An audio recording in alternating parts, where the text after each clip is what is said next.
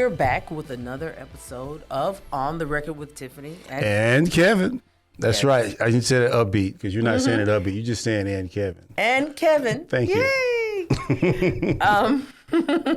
Here on 9:30 a.m. The Answer.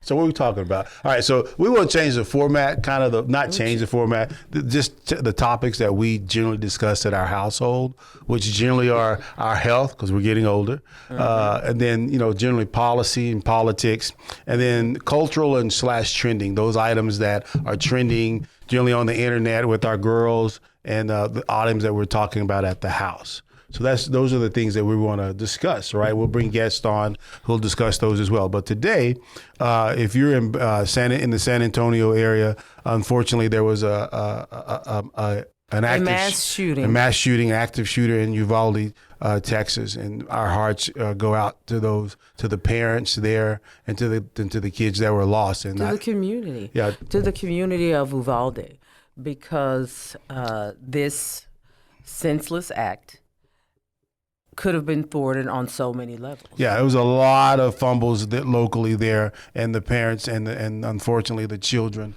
a lot of indecisiveness. Yeah, so we'll talk about that. So you go first. / possible incompetency. Okay. All right. Go ahead. We're both trying to we both have an emotional reaction to this. We're passionate about it. Because I can only imagine your children there, and you're outside, and in the very people who've been authorized and allegedly trained to use lethal force. This is the Mike Gallagher Show. They're not doing it. You're there, and they're trying to stop you from going in to do action, right? And I'm with that mother that drove 40 miles, got there, got handcuffed, then when they let her out of the handcuffs, jumped the fence and went and got her kids. I'm that mother. I'm that chick. Yeah, but what does that say, right? It took 40 minutes to solve. So she had enough time to drive over there and get her kids. Yeah, it was something that should have, from my view, they should have dealt with differently. Well, all of their training.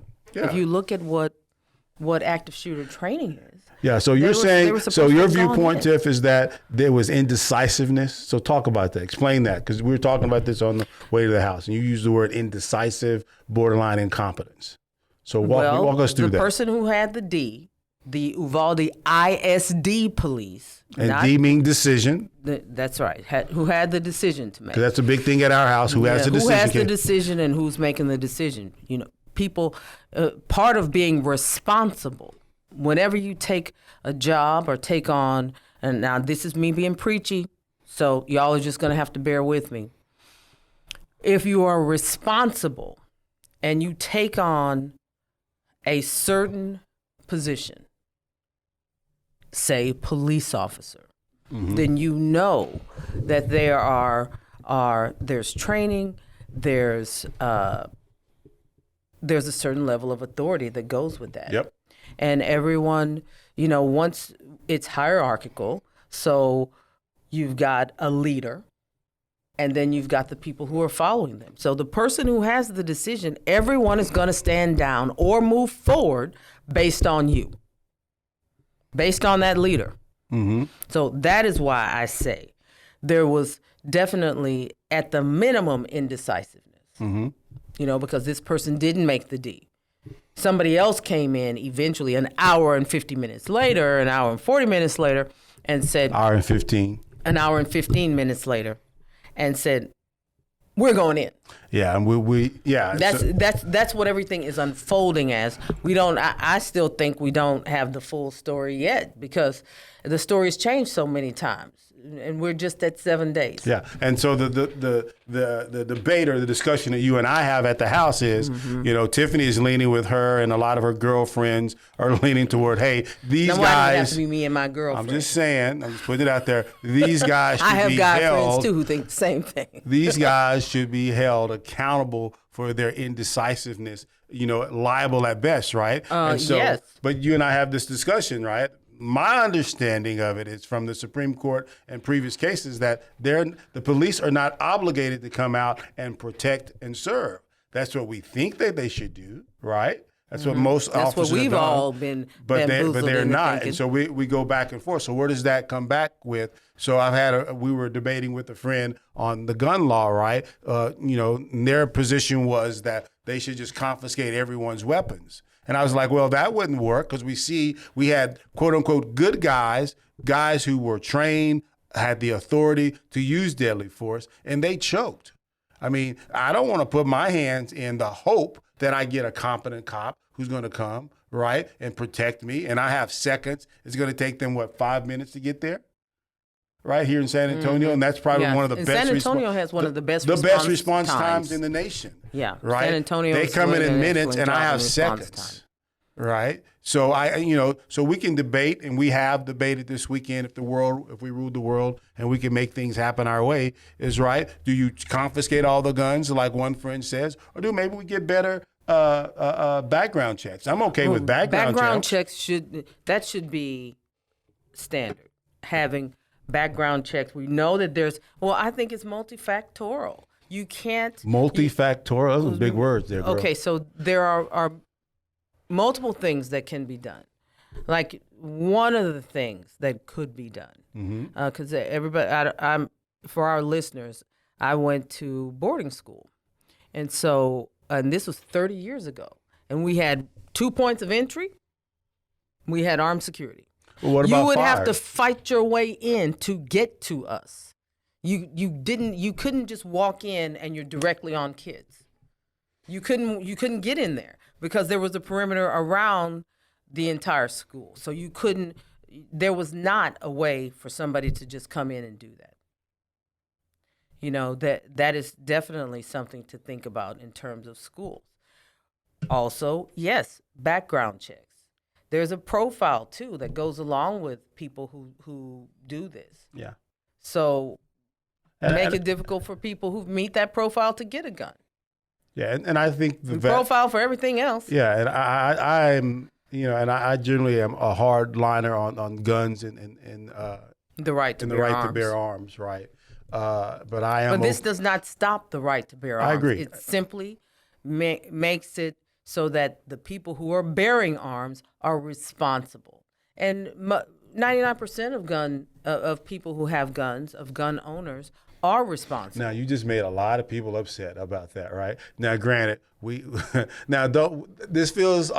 doesn't feel hypocritical, but I'll just tell you, we are AR-15 carrying people at the house, and we have a number of weapons at the house, right? Probably more than I should be purchasing.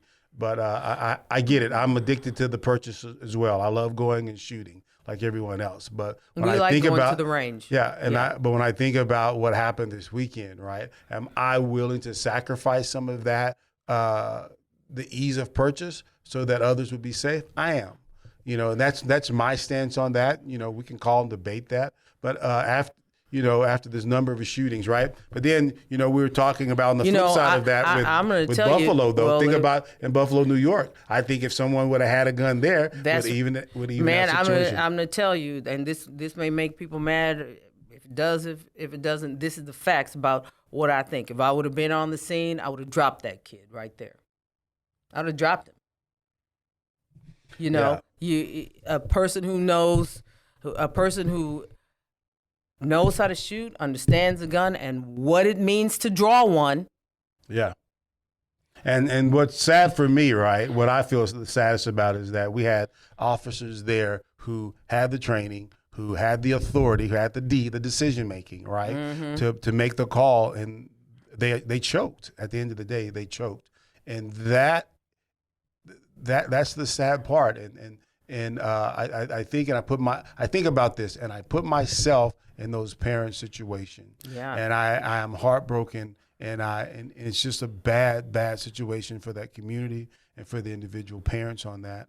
And there's a lot of facets to the gun control issue, right? I think for me, I'm okay with giving up some of my liberties to own a weapon, right? So that others may be safe. And there are others who don't feel that way, and I'm not going to call them names. I see both sides of the issue there. But just for me personally, as a person who owns firearms, who loves firearms, right? I could probably spend 50% of my income on firearms. but that part of it there, I'm willing to give up some I couldn't of do my that, safeties. Yeah, Tiffany. I- All right. So those of you who we, are gun we enthusiasts, diverge know on some of this, but I do think that this is a non sequitur. There has to be more regulation on this. on what guns? We already regulated. Let's debate. All right, let's debate then. So you're saying we need more gun regulations, I right? think that we need regulations in terms background of, check? Yes, Okay. most definitely on All right. background So checks. background checks. I agree with that. On waiting periods. I agree with that. And the background checks need to be thorough, especially if you're, and I go back to that the expiration of the ban on assault weapons on those AR-15s expired. But there's numerical data During that says, ban, we saw a 46% decrease but there's in no these shootings. But it didn't have a 40% decrease. The Columbine situation happened during that ban. Columbine happened then, right? So did the ban happen? The only thing the ban worked on was for people like you and I who are going to go follow the rules. They tell us to do X, we're going to do X, right? Those kids should have never had those guns. So Columbine happened, right? So I am for the three things you said, which were background checks, waiting periods. I'm okay with that. I think that's good. And people who are on that checklist of the background checks shouldn't have guns. I agree with that. And I think most rational people would agree with that. So my baby's mad at me. It's going to be a long time. Okay. And there is a mental health component to this. I agree. Also. If you have mental health issues, you come up on that. Unfortunately, I'm sorry, you're going to have to be without a gun.